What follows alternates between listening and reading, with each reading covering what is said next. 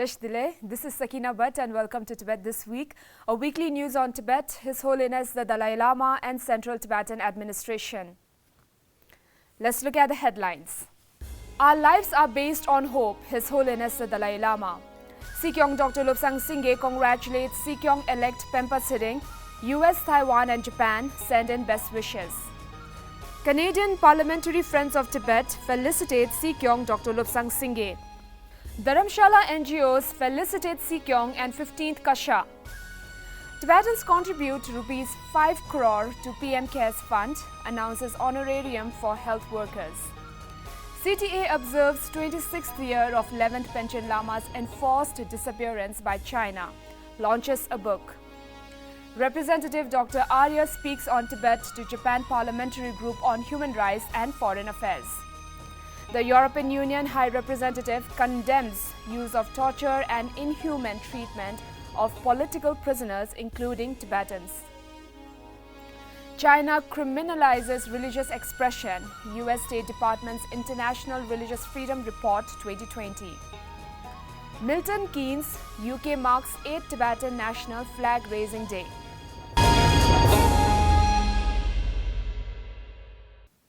In a conversation on Hope with Pico Iyer on Wednesday this week, His Holiness the Dalai Lama said that our lives depend on hope.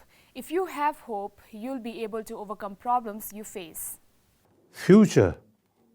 Hope means for future. For future, no guarantee, but we still remain on hope. This is too much pessimistic pessimism. It's truly harmful. Our potential then cannot function or utilize properly. So hope, optimism is very, very important. The online conversation with Pico Iyer was organized by University of California, Santa Barbara, with which His Holiness has been associated for 40 years. 20 years ago, University founded the 14th Dalai Lama Chair of Tibetan Studies. Sikyong Dr. Lobsang congratulated new Sikyong-elect Penpa Tsering and 45 elected members of the 17th Tibetan Parliament in exile.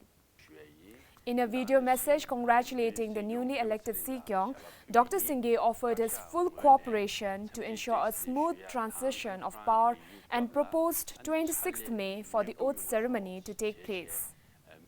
US State Department spokesperson tweeted a congratulatory message to the Sikyong-elect Penpa Tsering and expressed willingness to work with him and the CTA to support the global Tibetan diaspora. In another remarkable development, Taiwan's Foreign Minister, Mr. Joseph Wu, also congratulated the President-elect Penpa Tsering. Commending the compassion and resilience of the Tibetan people to strive for self-determination, he offered Taiwan and Tibet as reliable partners who can work together to safeguard shared values of democracy, freedom and human rights. Mr. Shimomura Hakuban, Japan's former education minister and current chairman of the all-party Japanese Parliamentary Support Group for Tibet, and Mr. Makino Shishu, a former parliament member and representative of Save Tibet Network Japan, extended their heartfelt congratulations to the Sikyong-elect Penpa Tsering and ensured close cooperation in mobilizing efforts towards the resolution of the issue of Tibet. On Friday last week, the Election Commission made the formal announcement of newly elected Sikyong in accordance with Article 69 and the 45 elected Tibetan Parliament members as per Article 52 of the Tibetan Electoral Rules and Regulation. In this election, 2021, Mr. Penpa Tsering, the former Speaker of the Tibetan Parliament in exile, who has obtained 34,324 votes, and he has been elected as the next president of the Central Tibetan Administration. And at the same time, we have announced the 45 different, so to say, Tibetan parliament constituencies, and which has been announced today. This third direct election for Sikyong and members of the 17th Tibetan Parliament in exile, conducted worldwide in 23 countries on 11th April, garnered the highest voter turnout in the history of exiled Tibetan democracy. As many as 63,991 Tibetans voted out of the 83,080 registered voters, hitting a voter turnout of 77.02%. In the final days of completing his 10-year tenure, CTA President Sikyong Dr. Lobsang received a virtual farewell from members of Parliamentary Friends of Tibet Canada and Tibetan associations. The speakers shared their memories and highlights of working with the Sikyong and expressed hope to continue to advocate for the Tibetan cause and hold China accountable going forward with the new Tibetan leadership. And I appreciate you taking me under your wing and into your fold and having confidence in me in terms of my leadership as the chair of the PFT in terms of pushing this cause forward. And you've elevated the profile of the Tibet issue and the Central Tibet administration throughout the world. I've always been struck by your just intense knowledge of everything that's going on the Tibet issue, but also in parliaments around the world. You're the first person who has had that title bestowed on them, Sikyong. So you really are a pioneer and a groundbreaker. Thank you very much, all the way from Dharamshala. And I will be seeing you all in person next time, and we will continue the good fight, a non-violent, peaceful fight, seeking for justice and freedom of Tibetan people in Tibet. Thank you.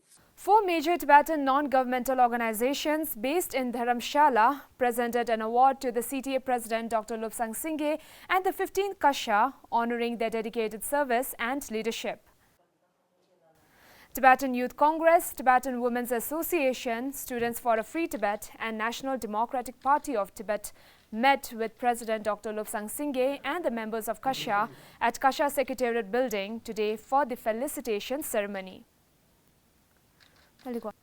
Under the leadership of Central Tibetan Administration Diaspora, Tibetan communities came together in donating 5 crore rupees to the Government of India's emergency fund known as the PM Cares Fund for the catastrophic second wave of COVID-19 unfolding in India.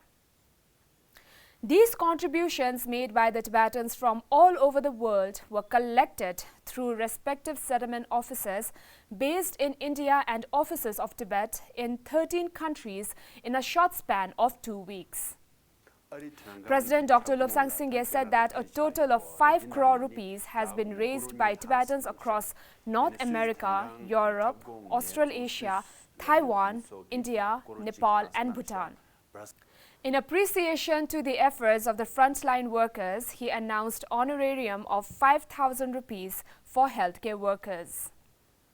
The Department of Information and International Relations, Central Tibetan Administration, organized a virtual book launch talk event on Monday this week, marking the 26th year of the abduction of Tibet's 11th Panchen Lama by the Chinese government. The book Tibet's Stolen Child features highlights of the legacy of the 10th Panchen Lama, Lundrup Chukyi Gyaltsen. So we salute the bravery and the courage of our national hero, late Panchen Lama. But at the same time, we demand that the 11th Panchen Lama, Gendin Chökyi Nyima, be released. So today we are launching this book. This will be in different languages to reinvigorate the cause of Panchen Lama. The panelists for the event were Zinkap Rinpoche, the abbot of Tashi Limpo Monastery, Balakopi, Sri Anand Kumar, Lok Sabha MP, and Sikyong Dr. Lobsang the President of Central Tibetan Administration.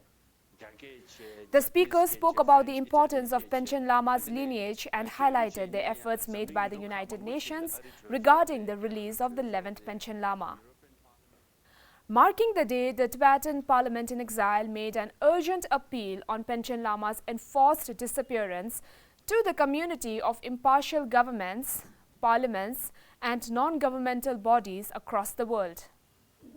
Kashag released a statement urging the Chinese government to immediately and unconditionally release the 11th Panchen Lama, his parents, and Chadul Rinpoche, and also urged China to respect his religious freedom and allow him to carry forward the 10th Panchen Lama's legacy. Tibet House Japan, Lithuanian Tibet Support Group, Tibetan Community of Switzerland and Liechtenstein, Tashi Lumpo Monastery in Bailakopi, South India, the exile seat of the Panchen Lama, raised public awareness to draw the attention of politicians to the situation of political prisoners and constant human rights violations in Tibet. MPs in Taiwan, Canada, Australia and international bodies pressed China to release the 11th Panchen Lama. Tibet Bureau Geneva submitted a petition to UN to press China for Panchen Lama's release. The Tibet Bureau Geneva also held a virtual panel discussion on how 26 years later China is still choosing to refuse Panchen Lama his rights, hide his whereabouts and meddle with the centuries-old religious tradition of reincarnation in Tibetan Buddhism.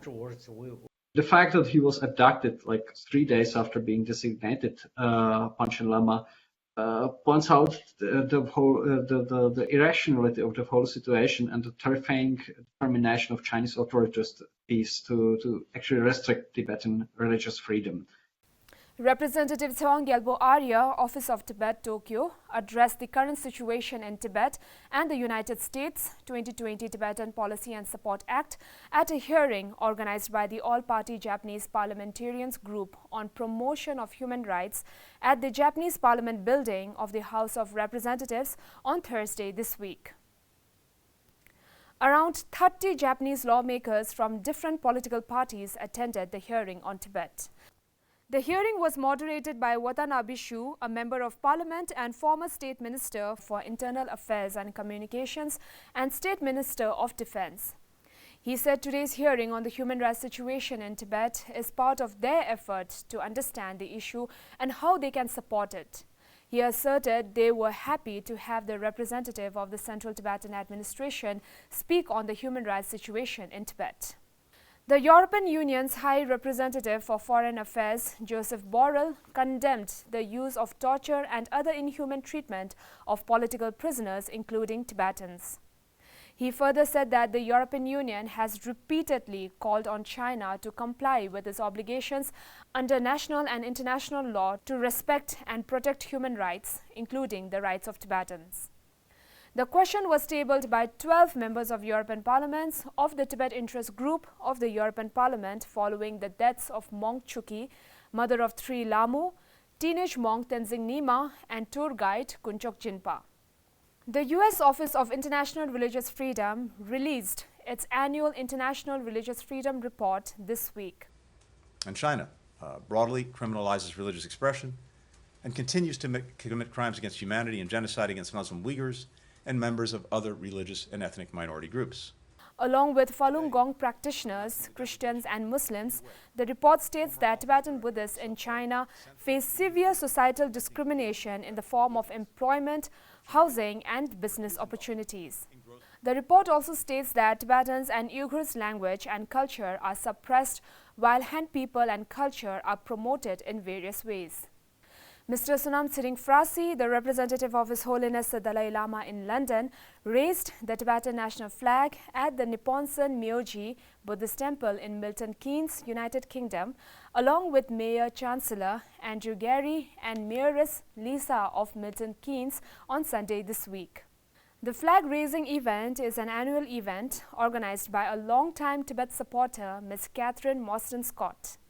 She started this yearly event in 2014 with the importance of flag-raising, suffering in Tibet, and to create awareness about the plight of Tibetans in Tibet and in the exile to concern mayors and the general public. This is the 8th Tibetan national flag raising in Milton Keynes. So much for this week. See you next time and have a good weekend.